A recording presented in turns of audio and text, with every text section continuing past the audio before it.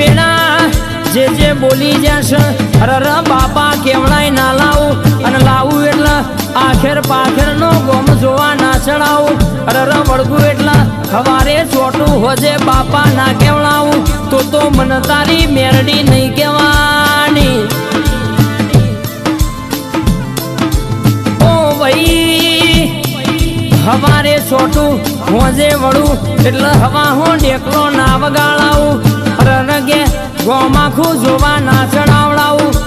તો હું તમારી શિકોતર મેરડી નથી ભાઈ મારા ચામુંડા મંડળને